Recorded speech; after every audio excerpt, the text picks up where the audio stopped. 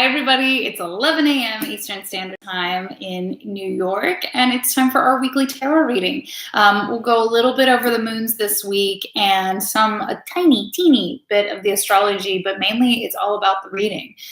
We are just off of the new moon energy from this weekend, and if you saw my Instagram live, this moon was great. I mean, I think it's great. I think it's Taurus. I think it's tangible. I think it wants things to happen and to be made and to show up in the world.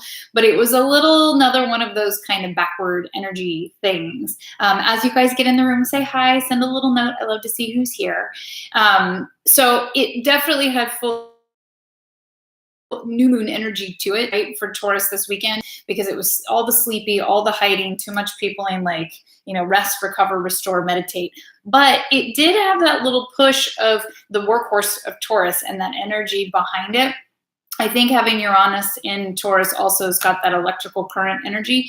So this is another one of those moons that's feeling a little conflicted or maybe backwards to us, that we want to go, there's energy, there's drive, but we feel like we need to hide in order to rest and regenerate.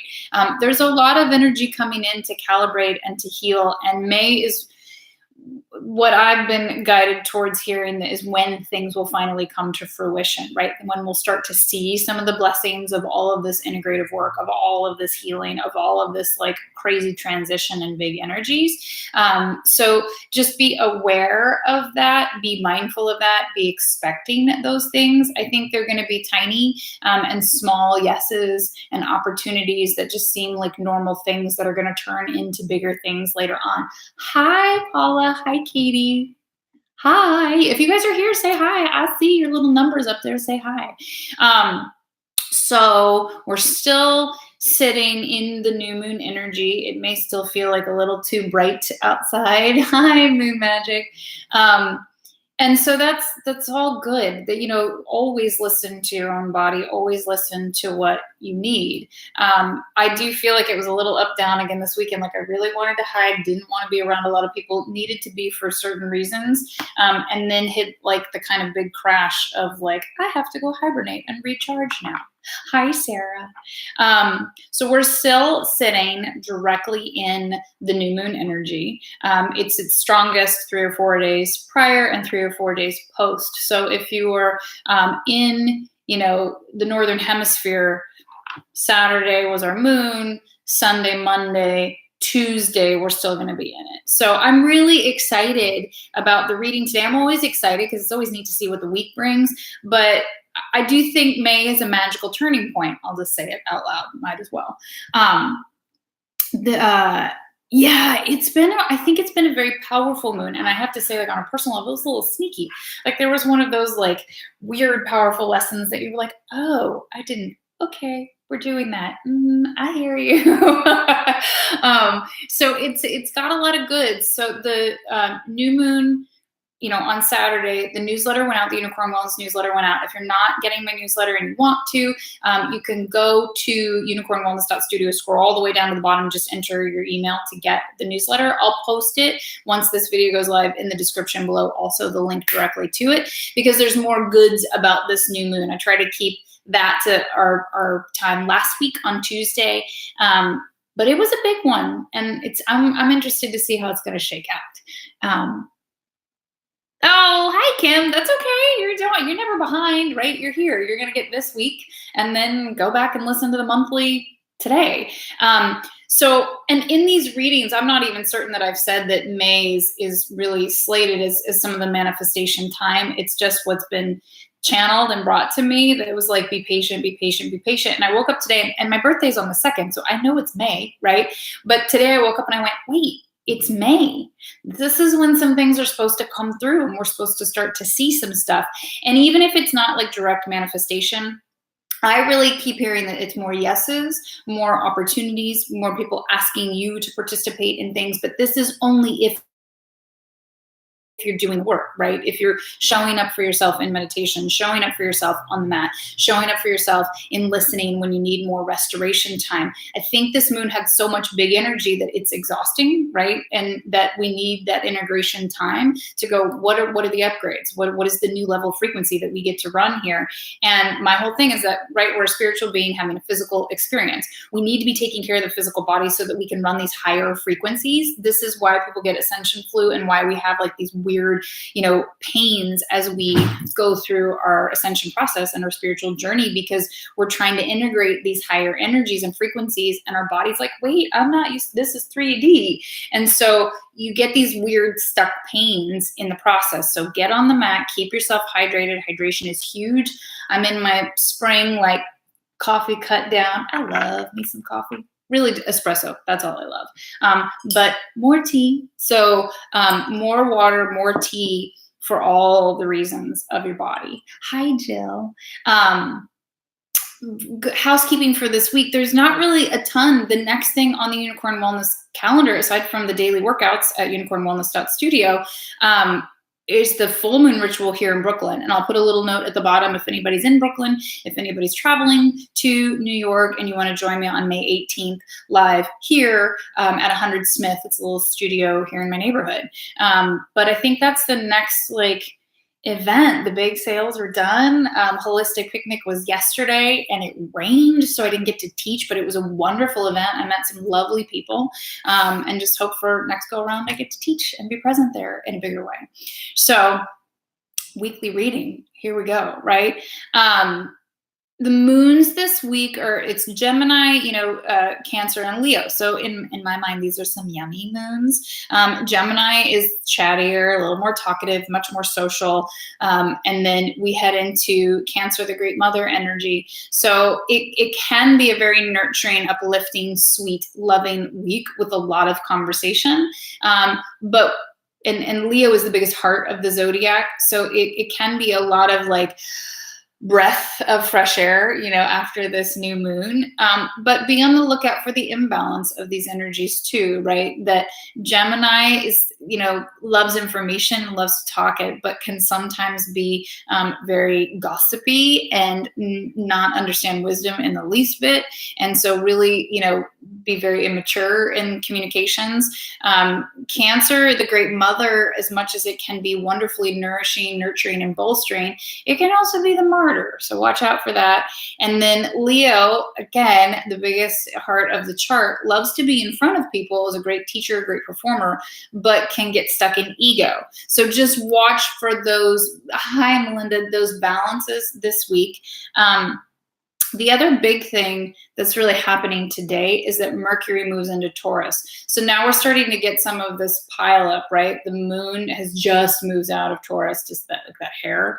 The sun is in Taurus, Uranus is in Taurus, and now Mercury is going to be in Taurus. So that's kind of the news of the week. There's a grand trine happening too, but I like to try to stick to the moons and the major astrology for this, just so that we know the big energies at play. Because for unicorns, we're really anchoring into the moon energy, because we're training in conjunction with the moon at unicornwellness.studio, right? We are in these 4-week cycles of the ebb and flow, in particular to the lunar energies. So Mercury moving into Taurus is an interesting, neat one. And I actually think this could be, again, where the blessings are going to come through and the little yeses and much more understanding. In the newsletter, I went through, what Taurus is. And Taurus really is it wants tangible things. It wants things to show up in tangible form in this 3D life. So it's a great manifester, right? And Taurus gets billed as the materialist, but really it's essentialist. Taurus wants beautiful, high quality things that last a lifetime, and wants to really experience the best indulgences of being human in a 3D form: touch, taste, sight, sound, right? So Mercury is the messenger, and Mercury moving into Taurus can be a lot of understanding messages from divine spirit, from meditation, just the aha moment of understanding something and thinking of something. It could also be messages, emails from other people, but messages can be coming through right now that will really change the trajectory of self-worth and of finances, because it's sitting in Taurus. Taurus is about worth.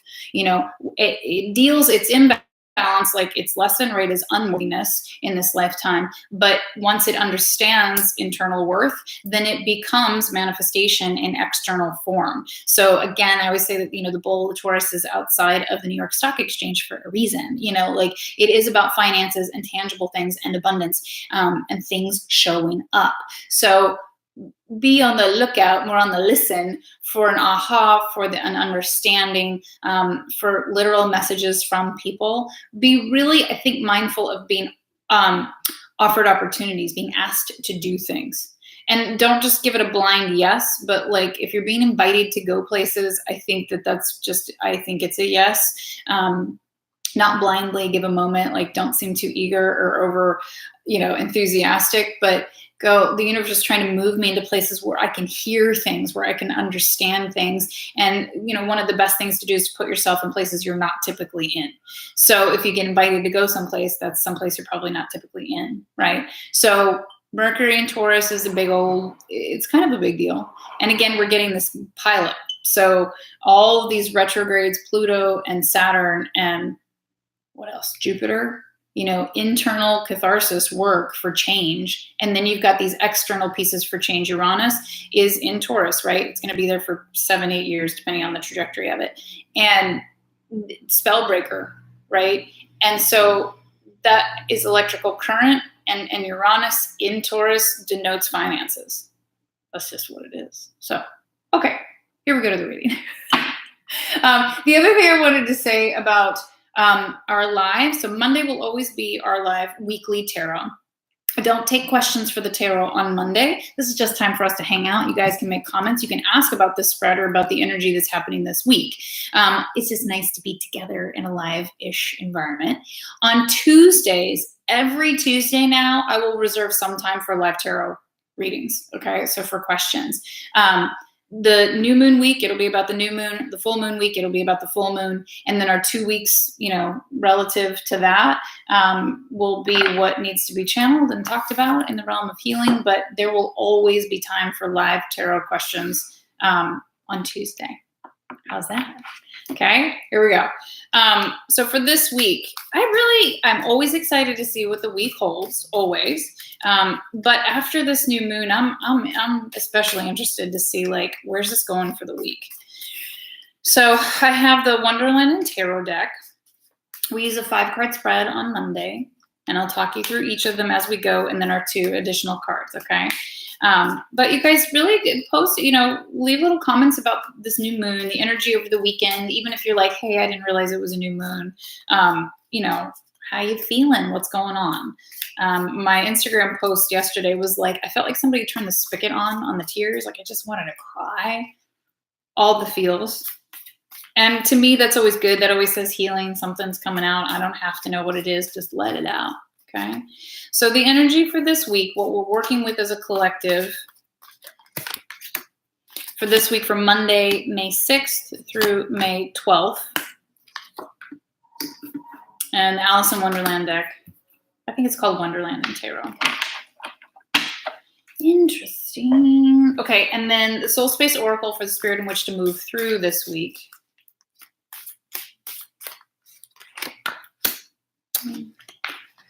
Okay. And then the goddesses are back, the Goddess Oracle deck. Yeah, Sue. Okay, so Sue just asked, what did I say a little bit ago about finances? Taurus is about finances. Taurus is about financial things coming into fruition in this earthly plane. It's an earth sign. It wants stuff. And I don't mean that blindly. That's the imbalance of being like, I'm just going to buy 100 different things and being a pack rat and a shopaholic. The best terms of Taurus is I want security and resources. And in this 3D lifetime, in this incarnation, it's money and finances. I want enough money in the bank and a little extra so that when I need to do something or really want to do something, I can do the highest quality of thing. So Taurus season in general, so from now until the 21st of this month, is like how to get your shit in order. What do you really want? Like, and again, in the newsletter, I really talked about the I want. Taurus wants things. It wants things to show up, and it tends to focus on, a new place to live, a higher income, money and savings, a trip come to fruition. So this is the time to be thinking about finances. I think the thing that you heard, Stu, earlier was that Uranus is in Taurus for the next 7 to 8 years. It's orbit varies a little bit. And so that happened a couple months ago. And that shift is Uranus is the spell break and the disruptor. So there can be a lot of disruption positively in our finances, because if we're doing the inner work and we're really listening to our guides and following our heart-centered path and not solely going with the analytical, but doing the basic day-to-day work, then things can really shift in the next 7 years. But it's all on the table right now because it's Taurus season. So this is a time of planting. And I think that this May is like some things are going to come through, or things that you say yes to in this month are going to be more important for future than you realized. It's literally in the air. It's just a part of the process. Okay, here we go, you guys. Okay, so the 5-card spread, you guys know that we kind of start with the Monday, Tuesday energy, but this first card is really the theme of the week. What are we working with? And if you go to my Instagram stories, this is the card I pulled for my theme of the week too. So clearly this is a big one. This is the Strength card. Okay, it's interesting in this deck. Okay, so this is a major arcana card, meaning that this is something at a soul level, at a big level, at a collective level, at a karmic level that we're dealing with this week. And this is the theme of the week also, is strength. In this deck, it's fascinating because she's protecting something. She's protecting a doe. And deers are always about getting out of things gracefully. Does are not a threat to anyone because they're herbivores in that, and they're hunted. So you have to protect the grace. It's like protecting your feminine nature, right? The softness that there's this bit of learning how to protect it without squelching it or hiding it, and knowing that there's going to be a time of rebirth of this in this deck. The Strength card typically is a female with a lion. And so the classical reading of this card is that we have to learn how to tame and work our inner fire. We have to learn how to tame and work our